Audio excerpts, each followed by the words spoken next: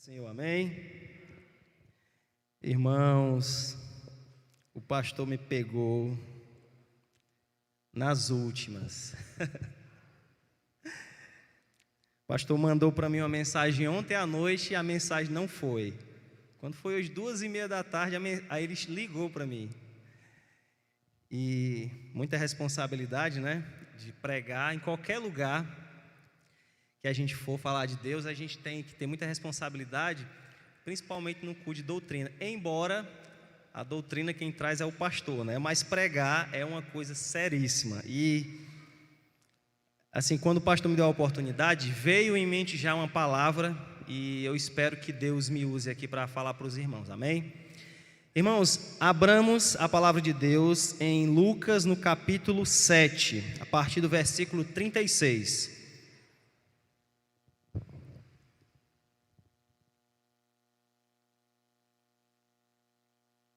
Capítulo 7, a partir do versículo 36, um dos textos mais conhecidos da Bíblia e um dos mais belos e mais profundos, né?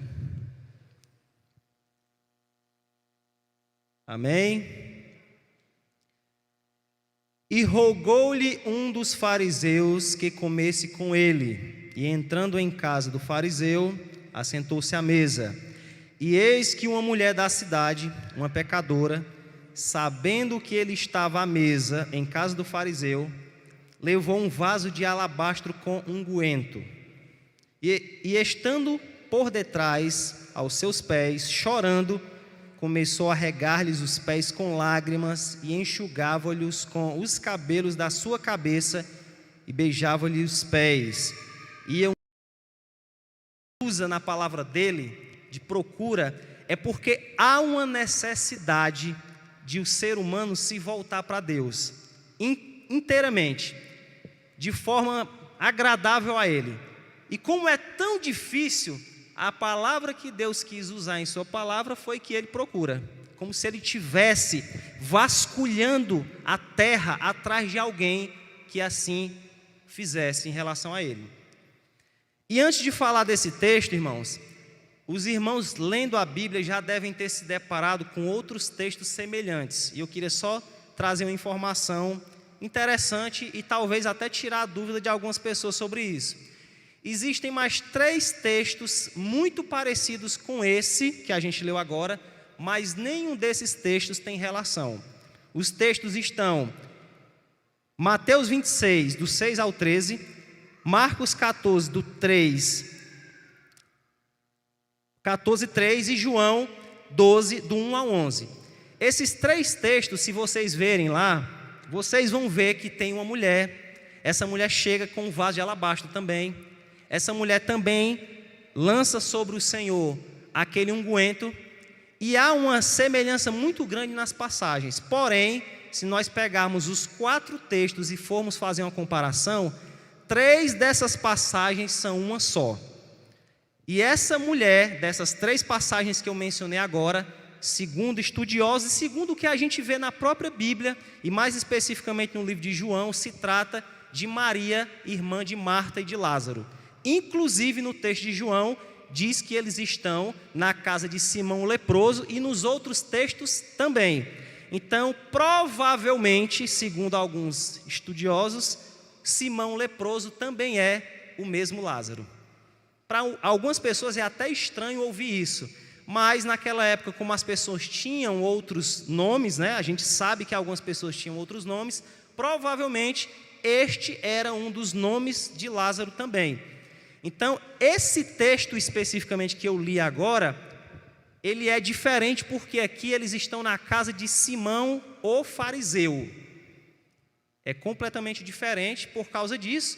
E naqueles textos que eu mencionei, e cada vez que eu vou falando aqui, eu sei que os irmãos vão trazer na memória, os discípulos supostamente estavam preocupados com os pobres, porque quando a mulher quebra o vaso de alabastro, eles comentam que aquele dinheiro, né, que podia ser vendido, aquele perfume, poderia ser dado aos pobres, mas na verdade havia um interesse por trás. Não um interesse genuíno, mas o interesse do dinheiro em si.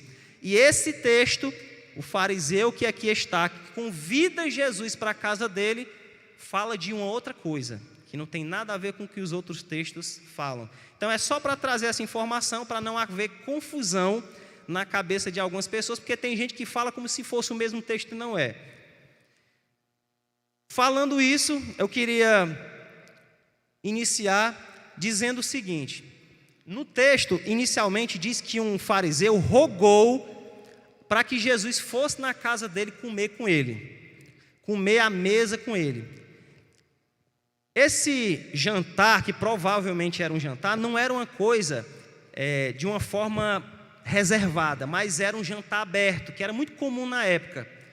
Eles tinham costume de, quando havia um rabino, alguém muito conceituado entre eles, eles convidavam e deixavam a casa aberta para que quem quisesse entrar pudesse estar ali, acompanhar as preciosidades que seriam ditas, né? Se houvesse algum tipo de debate que fosse interessante, eles queriam passar isso para as pessoas, mas muito provavelmente esse fariseu queria envergonhar Jesus. Ele queria fazer algo com Jesus para que as pessoas vissem que ele não era o Messias. É muito difícil de a gente entender que esse fariseu ele tinha uma boa intenção, mas como os outros também, provavelmente ele tinha vontade de que Jesus fosse lá e acontecesse alguma coisa, e ele, como sendo fariseu, conhecedor da lei, pegasse Jesus em algum momento e falasse algo que envergonhasse Jesus. Então percebam que o desejo desse fariseu não é um desejo real de conhecer Jesus. Ele não está chamando Jesus porque ele quer ter um encontro verdadeiro com Jesus. Ele não está chamando Jesus porque ele considera Jesus um mestre de confiança, que merece entrar na casa dele. Mas ele chama Jesus querendo colocá-lo em um ambiente em que possivelmente ele faria alguma coisa e ia envergonhar Jesus no meio daquele povo. E aí, eles estão lá à mesa, e no versículo 37 diz assim, ó: e eis que uma mulher da cidade, uma pecadora, sabendo que ele estava à mesa em casa do fariseu, levou um vaso de alabastro com unguento. Olha que interessante. Enfatiza-se no texto que ela era uma pecadora, e ela sabia que Jesus estava lá. Essa mulher, muito provavelmente, irmãos, o que os teólogos dizem, e até pelo contexto que a gente vê aqui, ela era uma prostituta. Provavelmente ela era uma prostituta. E essa prostituta, ela teve interesse de saber quem era Cristo, e ela soube. Por quê? Porque quando diz que aquela mulher sabia que ele estava lá, ela já provavelmente estava ligada antes desse jantar, e possivelmente essa mulher já tinha recebido de Deus alguma cura na sua alma. Provavelmente em algum sermão de Jesus, antes de entrar lá, essa mulher já tinha entendido quem era Cristo, já tinha se entregado a Ele, já tinha colocado seu coração diante de Deus, certo? E aquilo foi tão forte para ela que ela começou a segui-lo, talvez com certo receio, porque era uma pecadora. E esse termo pecadora ou pecador, irmãos, todos nós somos, e todos eles eram. Mas quando se usava esse termo, era de alguém que vivia numa prática constante de pecado. Era alguém que estava fazendo algo no meio da sociedade que saía da realidade dos religiosos e de qualquer outra pessoa. Então era uma mulher que tinha, com certeza, uma vida ímpia e distoante da verdade do Evangelho. Então, ela procurou saber para onde Jesus ia. É como se ela tivesse ouvindo perto, se fazendo como se não tivesse querendo nada, e ouvindo para onde Jesus ia. E quando ela escutou, e quando ela entendeu que era um momento em que ele estaria lá, ia ser uma reunião aberta, que qualquer pessoa podia entrar, aí ela ficou mais interessada. E aí diz que, estando por detrás aos pés, chorando, começou a regar-lhes os pés. Por que por detrás? Só uma curiosidade que é interessante a gente mencionar. Nessa época, irmãos, não era mesa como a gente tem hoje, né? Eram como se fosse divãs, as cadeiras, né? E a pessoa se reclinava com o seu braço esquerdo e comia com o direito. Então eles ficavam quase deitados, inclusive Cristo estava assim também. Era uma coisa cultural da época, não eram bem sentadinhos assim, com a coluna ereta não, certo? E essa mulher chega, Cristo está ali, provavelmente era à noite, até porque seria muito escandaloso ela entrar naquele momento, uma mulher entrar com os cabelos soltos naquela época, e uma mulher que diz que era conhecida na cidade, uma mulher dessas entrar num ambiente desse que tem ali um fariseu, com certeza tinha outros fariseus, outros religiosos, e uma pessoa que era considerado por outros um rabino importante, possivelmente não perceberam que ela entrou, mas ela entrou abruptamente naquele lugar e foi por detrás, e foi lá nos pés, e chorando, começou a regar os pés de Jesus com lágrimas. E no nosso contexto, irmãos, falar, por exemplo, nessa parte que diz assim, e enxugava os pés dele com os cabelos. A gente acha uma coisa simples, mas não era naquela época. Uma mulher soltar os cabelos naquele período era uma coisa extremamente vergonhosa e imoral.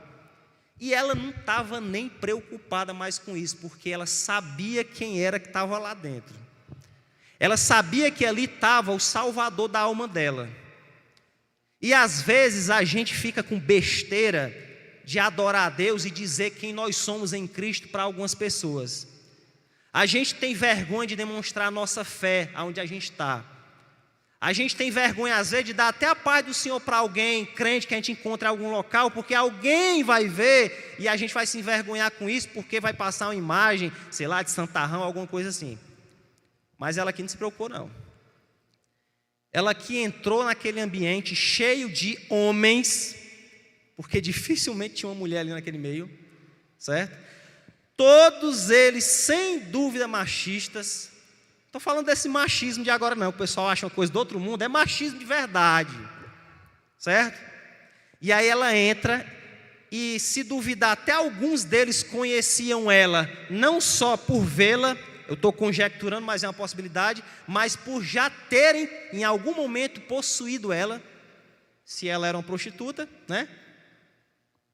Ela entra com o cabelo solto e ela vai enxugar os pés de Jesus com as suas lágrimas que caem. Uma coisa interessante que eu estava vendo é que o cabelo da mulher naquela época era muito importante, certo? Elas cuidavam muito porque isso era honroso para elas e porque isso fazia com que elas fossem, de certa forma, cobiçadas pelos homens, e as mulheres também se arrumavam para os homens. E o fato de ela estar colocando o cabelo dela no pé de Jesus, molhado, sujo, era algo que poderia estragar algo dela que era muito bem cuidado. Principalmente ela que tinha esse ofício da prostituição. Porque um homem geralmente não vai querer uma mulher dessa da vida que é desarrumada. Essa é uma realidade que não é só de agora, sempre foi assim. Então ela está ali despreocupada, entra lá no meio de um monte de homem machista, religioso, mentiroso, se coloca no meio deles com o cabelo solto, chora aos pés de Jesus, sem se preocupar se iam escorraçar ela de lá, se iam tirar ela de qualquer outro jeito, e começa a limpar. E ainda diz que beijava os pés e ungia com unguento. Irmãos, saia você de casa com a Havaiana, e a gente mora em canto que tem asfalto, certo? Passe assim umas 2 horas no centro, volte para casa. Os seus pés ficam durinhos e sujo. E usando uma expressão bem cearense, serotento, certo? Que até você tem nojo de pegar. Agora imagine ela aí nos pés de Jesus, que era um andarilho constante. Jesus não dava uma volta na esquina e voltava para casa para tomar banho não. Jesus andava direto para todo canto, se tivesse lama, chuva, o que fosse, ele estava passando. Os pés dele estavam sujos. Ah, irmão, está falando assim de Jesus? Irmãos, Jesus era uma pessoa que não se importava com certas coisas que a gente se preocupa. Ele se preocupava em pregar o reino de Deus. Ele não queria saber se ele estava fedendo, se ele estava bem vestido, se ele estava limpo. ele queria pregar. Eu não estou dizendo que Jesus não fazia essas coisas, de se vestir bem, de se limpar, eu não estou dizendo isso, mas em alguns momentos ele ficava numa situação que a gente poderia, se víssemos ele hoje, nem querer chegar perto.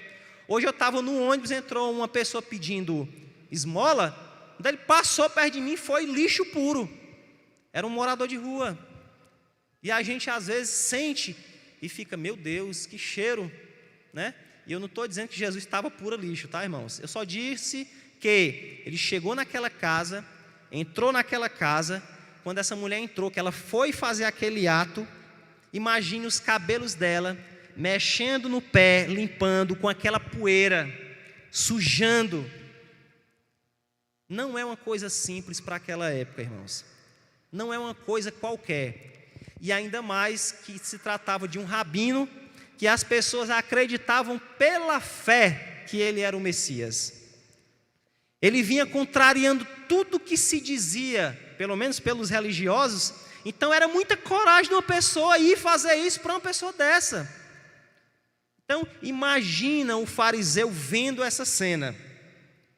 Aí diz assim, no versículo 39, quando viu isso, o fariseu que tinha convidado Jesus falava consigo dizendo, se este fora profeta, bem saberia quem e qual é a mulher que lhe tocou, pois é uma pecadora.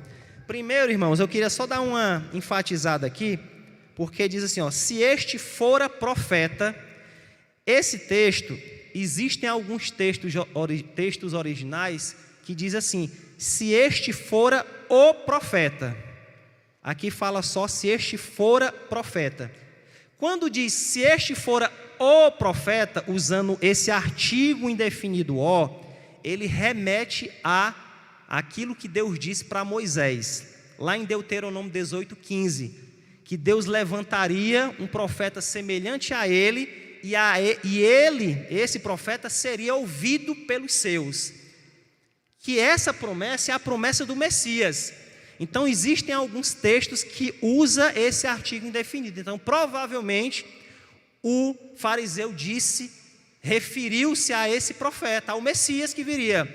É como se ele dissesse assim, se esse fosse o Messias, ele saberia quem e qual é essa mulher que tocou ele, pois é uma pecadora.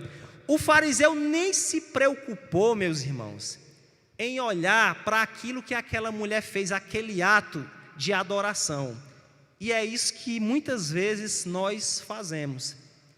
A gente prefere olhar para coisas que não valem de nada, não servem de nada.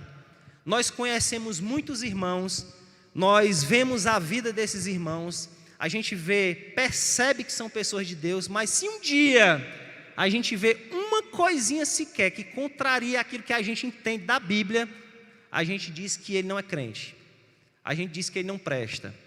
E eu estou falando a gente porque todos nós estamos sujeitos a isso, irmãos. Essa natureza pecaminosa, malévola que há dentro de nós, ela nos incita a querer olhar muito mais o mal do que o bem. Semelhante a esse fariseu que quis olhar só para essa outra parte, o fato de Cristo ter deixado ela tocar nele, que só isso já era motivo para a pessoa ficar impura, ele não quis ver as demais coisas que ela estava fazendo naquele momento. E aí Jesus, que é conhecedor de todas as coisas, que não precisava nem olhar para a cara dele para ver e perceber, porque eu imagino, irmãos, a cara do fariseu na hora. Dá para a gente ficar tentando pensar a cara dele, olhando para aquela cena, no coração dele não aceitar aquilo, certo? Quando Jesus diz assim, ó, Simão, uma coisa tenho a dizer-te. De imediato ele diz assim, ó, dize-a mestre. Olha que cara mentiroso. No coração dele, ele rejeitando quem era Cristo, aí assim que Cristo fala, ele dize-a mestre. Falso, hipócrita, que fazia aquilo que a lei mandava por uma simples questão de tradição, achando ele que estava salvo porque fazia algumas coisas que a lei pedia. E aí, a gente, né, que é privilegiado por ter a palavra de Deus, consegue ler o texto e perceber isso, mas ele não sabia que Deus conhecia tudo que passava na cabeça dele. Aí quando ele disse, dize, mestre, aí o Senhor coloca uma parábola diante dele e diz que um certo homem tinha 2 devedores. Um devia 500 dinheiros, que era mais ou menos 500 dias de trabalho, e o outro 50. Não tendo eles com que pagar, perdoou-lhes a ambos. Dize, pois, qual deles o amará mais? Simão, respondendo imediatamente, né, porque o fariseu ele tem sempre uma resposta na ponta da língua. Disse assim, tenho para mim que é aquele a quem mais perdoou. Jesus confirmou e disse, você julgou bem. Aí Jesus se volta para a mulher e vai falar com fariseus voltado para a mulher. Ele não vai falar para ela, ele vai falar para o fariseu voltado para ela. Aí Jesus diz assim, eu entrei na tua casa e você não me deu água para os meus pés, mas essa regou-me os pés com lágrimas. Olha que interessante. Era um costume, os irmãos já devem ter ouvido aqui naquela época, todas as pessoas que chegavam na casa de alguém, principalmente quando era um convidado e principalmente quando era alguém importante, essa pessoa colocava o escravo mais humilde para desatar as sandálias e lavar os pés. Quando essa pessoa não tinha o escravo, ela fazia o serviço, certo? Esse fariseu, sem dúvida, tinha um escravo. A questão é que, para ele, Cristo não foi importante o suficiente para ele colocar nem o escravo mais humilde que tinha para lavar os pés dele. Certo? Então perceba que para o fariseu, do começo ao fim, Cristo tanto fazia. Entrou, chegou lá, ficou naquele ambiente com os pés cansados, sujos, e basta você fazer um teste, irmãos. Eu gosto muito de colocar teste assim. Depois de uma caminhada, chega em casa, lave pelo menos os pés para você ver como já dá uma aliviada boa, né? Tomar banho é melhor ainda, mas lave os pés que já dá uma aliviada. Nem isso ele fez. Aí o texto diz que ela regou os pés com lágrimas. Ele não deu água, mas ela derramou um bálsamo mais puro que o ser humano pode colocar diante de Deus nos pés de Cristo. Porque aquelas lágrimas não eram lágrimas mentirosas. Ali o Espírito Santo já tinha tomado o coração dela, ela tinha percebido quão pecadora ela era e o que Cristo fez por ela, e ela estava ali colocando diante de Deus um agradecimento profundo em lágrimas. Dinheiro no mundo compraria aquilo. E o hipócrita fariseu não fez um procedimento básico do básico que se faz com a pessoa, ou se fazia naquela época, nem colocando um escravo. Porque qual seria o problema, meus irmãos, de ele pegar o escravo e colocar o escravo para fazer esse trabalho? Não tinha nenhum, ele não ia fazer. A questão é que fazer isso era chancelar que Deus era uma pessoa importante que estava chegando na casa dele. E ele não queria isso. Ele queria experimentar Jesus. Mas Jesus, como é maravilhoso, conhece todas as coisas, sabia já desde a eternidade que ia ser assim. Jesus acha é bom ir para lugar assim, irmãos. Porque nesses lugares ele se revela de forma mais perfeita do que em outros lugares. Porque ele mostra para o incrédulo, para o religioso, quem ele é de verdade. E que ele quer salvar aqueles que são verdadeiramente adoradores e que se colocam diante dele em arrependimento. E além disso ele conclui dizendo, né, e ainda enxugou com os cabelos. Por quê? Porque se molhava, enxugava-se com a toalha, e ela pega aquilo que é considerado o véu da mulher e enxuga os pés dele com isso. Não me deste ósculo, mas esta, desde que entrou, não tem cessado de beijar os pés. O ósculo era só no rosto, uma saudação comum no Oriente, que inclusive a gente vê muito nas cartas. Se a gente prestar atenção, o próprio apóstolo Paulo, ele usa a expressão, né? Saudai-os com ósculo santo. Não dava muito certo para nós hoje não, viu, irmãos? Porque tem irmão que não pode nem chegar perto de uma irmã e nem irmã de um irmão. Imagine dar um beijo no rosto, né? Era só para eles mesmo, tá?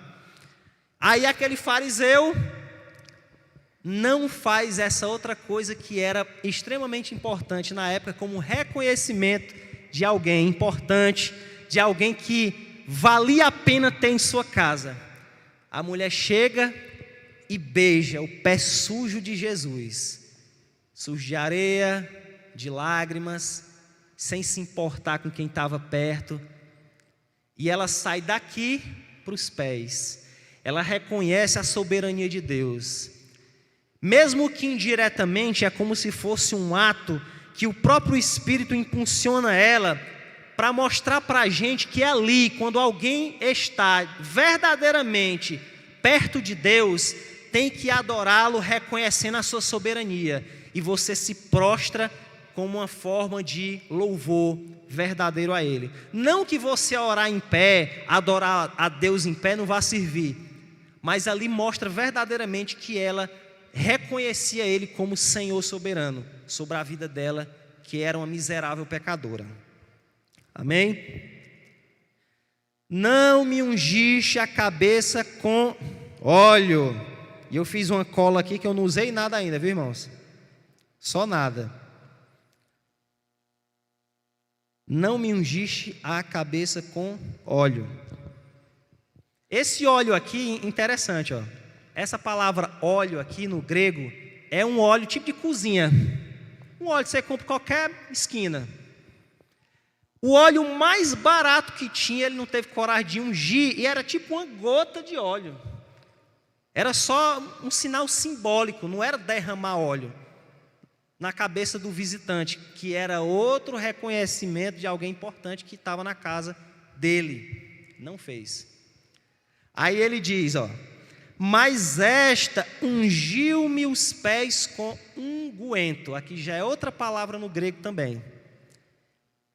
Esse unguento, irmãos, é engraçado que às vezes as pessoas confundem alabastro e pensam que alabastro é o perfume ali, né?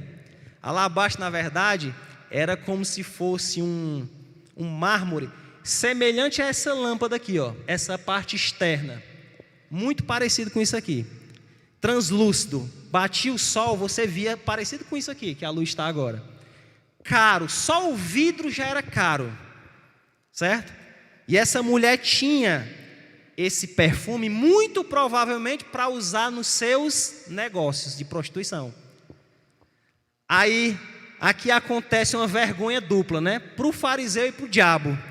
Porque o diabo usava aquilo naquela mulher para ela fazer o que era errado. Aí Jesus reverte aquilo para a bênção.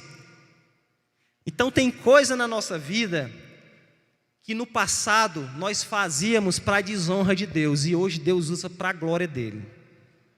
Eu me lembro, quando eu era do mundo, que eu tocava bateria, toquei em várias bandas. Faz muito tempo que eu não toco, a não ser às vezes aqui na igreja, mas toquei em algumas bandas. E tocava, ia para algum evento e tocava, ia num evento cheio de gente que fumava maconha, eu tocava, isso, aquilo, outro. E aí quando eu me converti, passei muito tempo tocando na igreja.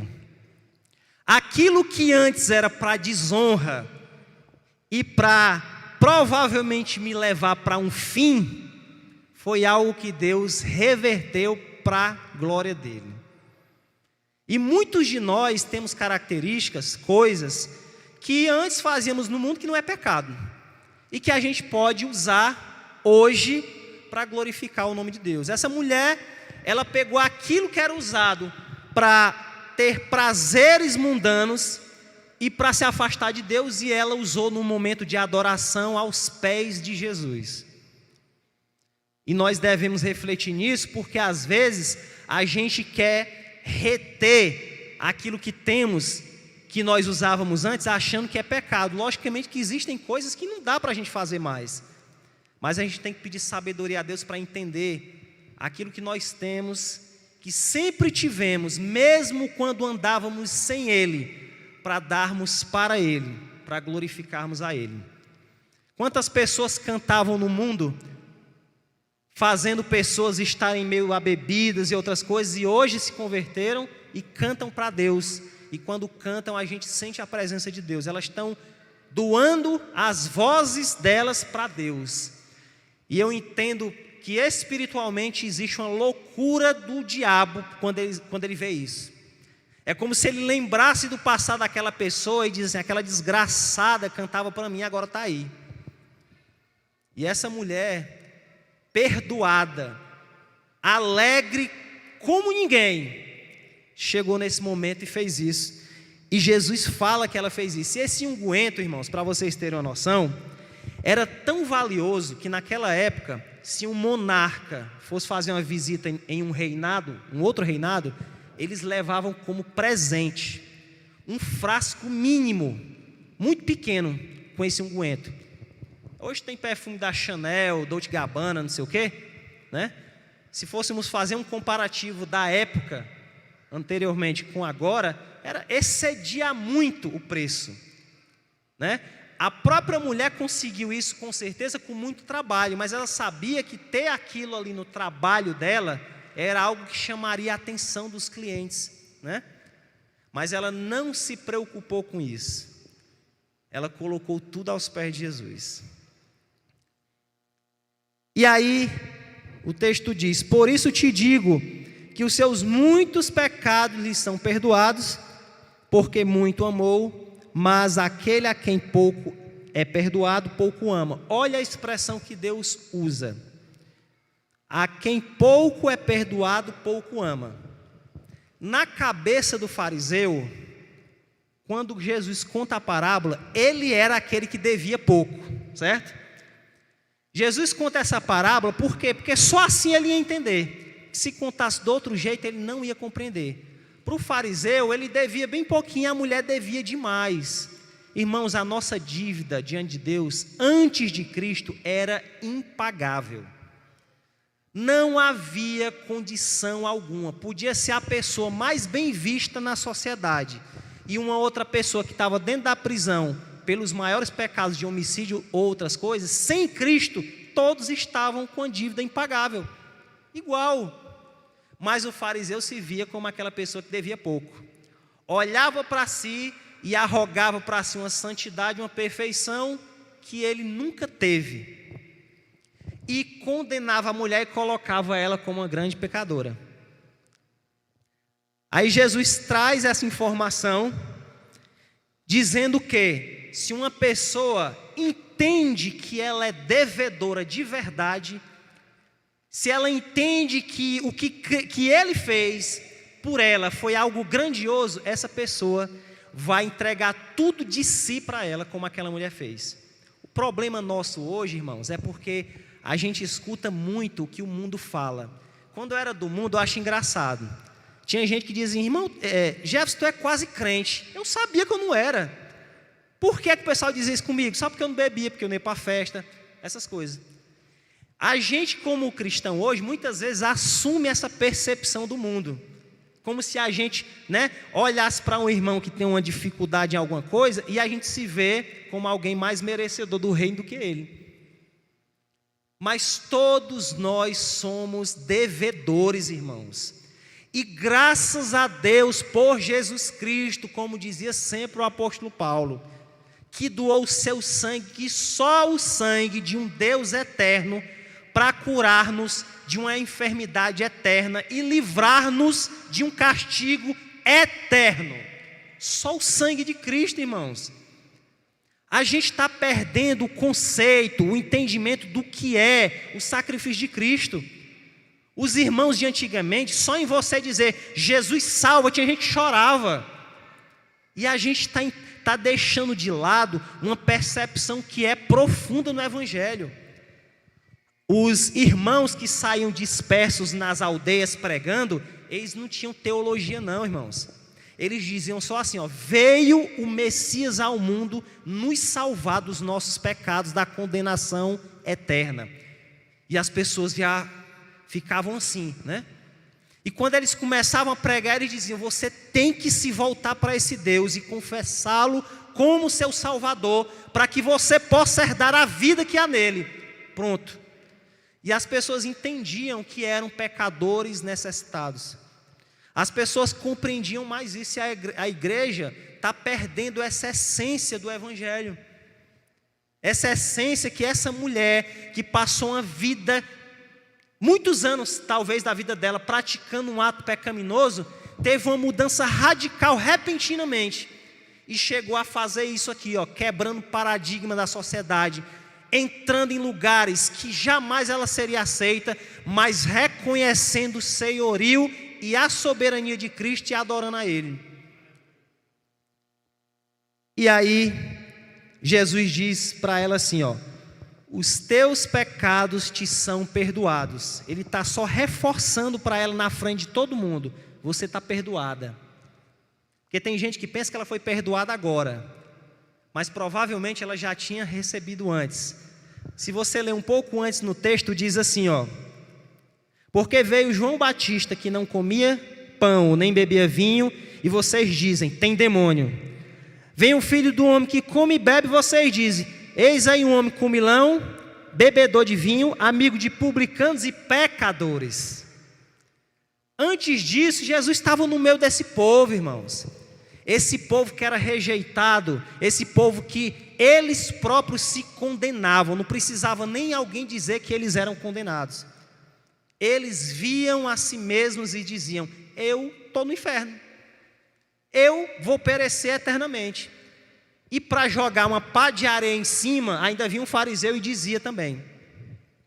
Então essa mulher recebe os pecados, recebe o perdão dos seus pecados, e Jesus diz, os teus pecados te são perdoados. Aí olha só, e os que estavam à mesa começaram a dizer entre si, quem é esse que até perdoa pecados?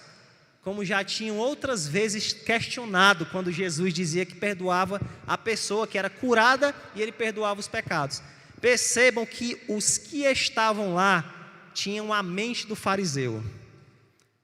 Jesus estava rodeado de pessoas que não criam nele. Pessoas que, se crescem, quando ele disse isso, dariam um bom testemunho. E diziam, verdadeiramente Deus está com esse homem, porque ele salvou essa pessoa que necessita de salvação. Mas eles questionam, quem é esse que até pecado perdoa? Em seguida, para finalizar, ele diz à mulher, a tua fé te salvou, vai em paz. Basicamente Jesus diz, pela graça você foi salva, mas você tomou um ato de fé que muitas pessoas não têm coragem de tomar.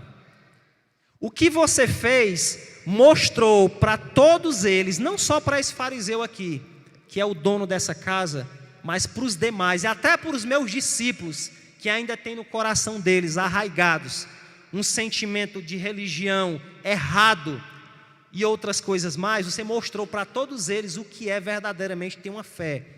Porque você não precisou de muita coisa não. Você não precisou ver mar vermelho se abrir. Você não precisa ver eu estar curando ninguém. Você simplesmente entendeu que você era uma pecadora e você acreditou que eu poderia limpar os seus pecados e eu limpei. Amém? E a gente às vezes fica procurando muita coisa para glorificar Deus. Sabe? A gente fica procurando coisas e mais coisas, esperando milagres e mais milagres, sentir coisas para a gente dizer que Deus é bom, para a gente glorificar a Deus. Mas essa mulher não precisou de muita coisa não. Muita coisa no sentido visual, porque ela sentiu dentro dela, ela recebeu o maior dom que um homem pode receber, a salvação da alma dela. Nesse momento aqui, provavelmente, e eu posso dizer sem dúvida que ela tinha sentido que nenhum discípulo andando com Cristo, vendo sinais e maravilhas, não tinha sentido ainda. Ela sentiu primeiro. E Deus é tão bom que deixa registrado, não se fala o nome dela, mas deixa registrado que essa mulher fez algo sublime que o agradou. Uma coisa interessante que eu vi, como essa passagem está no livro de Lucas, dizem alguns que provavelmente Lucas privou de dizer quem era essa mulher, o nome dela, porque ela era muito conhecida na cidade, como uma forma de carinho da parte dele em preservá-la. Outros dizem que era Maria Madalena, mas não tem nada a ver, porque Maria Madalena foram expulsos 7 demônios dela. E essa mulher aqui, ela praticava um ato pecaminoso que, pelo que a gente vê no contexto e historicamente falando, era prostituição. E Maria Madalena não há nenhum texto que diga que ela era prostituta. Pelo contrário, provavelmente ela era uma pessoa de condição, que ela era uma das pessoas que sustentava financeiramente o ministério de Jesus. E aí ele diz para a mulher: vai-te em paz. Quem recebe a Cristo de verdade tem paz, porque Ele é o príncipe da paz. Se a vida de Cristo está em mim, o mundo pode estar se acabando, eu vou ter paz. Ela viveu uma vida desgraçada, miserável, penosa e tantos outros adjetivos pejorativos que você quiser dizer. Mas o que é que aconteceu? Quando ela recebeu a Cristo, Ele limpou completamente ela e Ele disse: vai-te em paz. Quando Ele diz vai-te em paz, Ele já lança a paz na pessoa. A pessoa vai viver a vida todinha se ela se voltar para Ele com essa paz. Amém? Então, que nessa noite, irmãos, a gente possa aprender com isso que essa mulher fez, que foi uma coisa notória em sua época e que seria hoje se ela fizesse aqui em alguns contextos. Que a gente se despreocupe com aquilo que vão falar de nós. A gente está muito preocupado com o que as pessoas vão pensar ao nosso respeito, sabe? Às vezes a gente está num ambiente que a gente até sente a vontade de Deus de pregar mesmo para as pessoas e se restringe porque tem receio do que vão pensar de nós, certo? E eu estou colocando nós, eu estou no meio. A gente tem que pedir a Deus graça para alcançar as pessoas como Cristo fez com essa mulher. Essa mulher era rejeitada por todo mundo, só queriam usá-la, mas Cristo passou a usá-la de outra forma, para a glória dele. Amém? Assim eu agradeço, irmãos, a oportunidade no nome de Jesus, que é maravilhoso.